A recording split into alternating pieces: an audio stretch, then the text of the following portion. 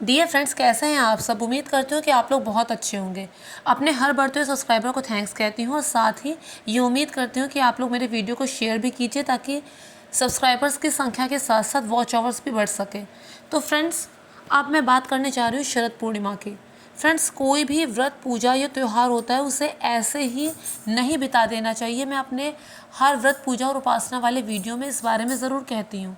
साथ ही मैं एक बात और कहना चाहती हूँ, इससे पहले कि मैं शरद पूर्णिमा के बारे में डिटेल में आपसे बात करूँ, मैं एक बात और कहना चाहती हूँ। फ्रेंड्स, एक बहुत ही पुरानी बात है और बहुत ही सही बात है कि अगर आस्था है तो रास्ता है। अगर भगवान पे आपकी श्रद्धा और विश्वास है तो आपका बाल भी बांका नहीं हो सकता।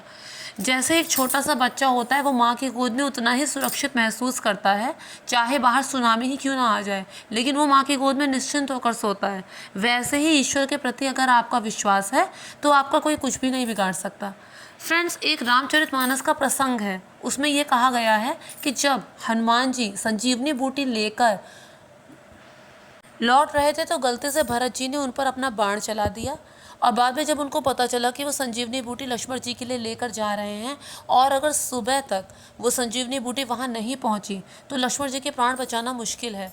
जब इन सब बातों का उनको पता चला तो सबके मन में चिंता थी, लेकिन जो उर्मिला थी लक्ष्मण जी की पत्नी, उनके मन में कोई चिंता नहीं थी, उनके मन में जरा से भी शंका नहीं थी। जब उनसे इसका कारण पूछा गया तो उन्होंने कहा कि माना उन्हें शक्ति लगी है लेकिन उनका कोई कुछ भी नहीं बिगाड़ सकता। उन्होंने यहाँ तक कह दिया कि हनुमान जी भले ही सुबह होने के बाद वहाँ पहुँचे लेकिन उसके बावजूद उनका कोई कुछ भी नहीं बिगाड़ सकता।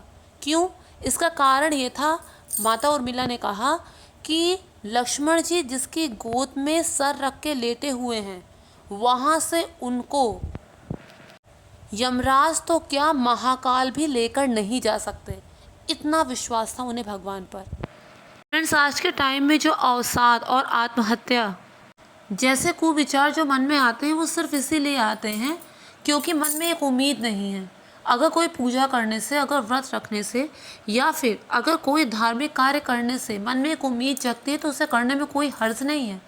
तो मैं अब आपको सीधा और आसान सा तरीका बताऊंगी कि बिना कुछ किए भी आप इस शरद पूर्णिमा के व्रत, पूजा को किस तरह से कर सकते हैं।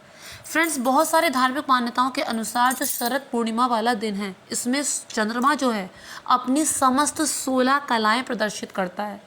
इस दिन चंद्रमा के अंदर एक अलौकिक तेज और एक अमृत वास करता है और उस अमृत की बूंदें पृथ्वी पर भी पड़ती हैं। इसलिए एक पुरानी मान्यता है कि इस दिन खीर को बनाकर चंद्रमा की रोशनी में अगर रखा जाए तो उसमें अमृत के कुछ अंश आ जाते हैं जो निरोगी रखते हैं। खीर को सर्वप्रथम भगवान को भोग लगाकर फिर खुद खाना चाहिए। ऐसा करने से व्यक्ति निरोगी रहता है। ये भी कहा जाता है कि इस दिन भगवान श्री कृष्ण ने गोपियों के साथ महारास किया था। जिस क्षण जीवात्मा परमात्मा से मिल जाती है उसी को महारास कहते हैं। मान्यता ये भी है कि इसी दिन माँ लक्ष्मी अवतरित हुई थी, तो इस दिन लक्ष्मी जी की पूजा भी की जाती है भगवान विष्णु के साथ। बहुत से लोग इस दिन उपवास भी रखते हैं और शाम को भगवान विष्णु और माता लक्ष्मी की विधि विधान से पूजा करने के बाद ही अपने उपवास को खोलते हैं। इसके अलावा इस दिन चंद्रमा की भी पूजा की जाती है। तो फ्रेंड्स, ज़रूरी नहीं है कि आप हर उपवास ही रखें। अगर रखना चाहें तो बहुत अच्छी बात है, लेकिन अगर उपवास ना भी रख सकें तो इस दिन तामसिक भोजन नहीं खाना चाहिए। मांस मदिरा तो बहुत दूर की बात है, प्याज और लहसुन का भी सेवन नहीं करना चाहिए। शरद पूर्णिमा के पीछे एक कथा भी है। ऐसा कहा जाता है कि एक साहूकार की 2 बेटियां थीं। दोनों शरद पूर्णिमा का उपवास रखती थीं, लेकिन जो बड़ी बेटी थी वो विधि विधान से उपवास को पूरा रखती थी, लेकिन जो छोटी बेटी थी तो वो उपवास पूरा ही नहीं कर पाती थी और शाम होते ही वो अपना उपवास भंग कर देती थी। समय बीता, समय के साथ दोनों का विवाह हो गया। पूर्णिमा के उपवास के प्रभाव से जो बड़ी बेटी थी उसे सुंदर और स्वस्थ पुत्र की प्राप्ति हुई, लेकिन जो छोटी बेटी थी उसे पुत्र होने में दिक्कत आ रही थी, उसे बच्चे होने में दिक्कत आ रही थी। उसके बाद उसने अपनी बड़ी बहन से जब उपाय पूछा तो उसने उसे पूर्णिमा के व्रत के बारे में बताया। उसने पूर्णिमा का व्रत रखा, इसके प्रभाव से उसे संतान तो हुई, लेकिन वो संतान मृत पैदा हुई। जब उसकी संतान मृत हुई तो वो अपने पुत्र का संताप करने लगी, अपनी संतान का संताप करने लगी, वो दुखी हो गई। तो उसने क्या किया, एक पीढ़े पे अपनी उस मृत संतान को लेटाया और उसे ऊपर कपड़े से ढक दिया। उसकी बहन जब वहाँ पर आई तो उसने बैठने के लिए वहीं पीढ़ा दिया। वो बैठने जा ही रही थी, लेकिन जैसे ही उसका कपड़ा उस मृत बच्चे से छुआ तो वो बच्चा रोने लगा।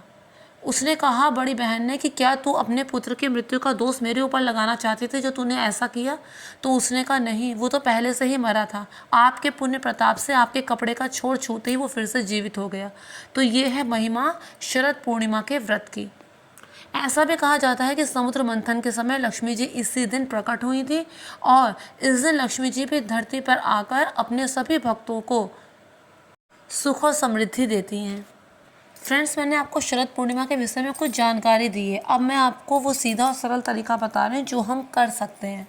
तो फ्रेंड्स, हर कोई व्रत नहीं रख पाएगा, अगर रख सकता है तो बहुत ही अच्छी बात है, लेकिन अगर नहीं रख पा रहे हैं तो फिर सात्विक आहार लेना है। दूसरी चीज़, इस दिन मन में किसी भी तरह के नकारात्मक भाव को नहीं आने देना है। जानती हूँ कि बहुत मुश्किल है, लेकिन मन पर नियंत्रण रखना आना चाहिए, नहीं तो इसका प्रयास ज़रूर करना चाहिए।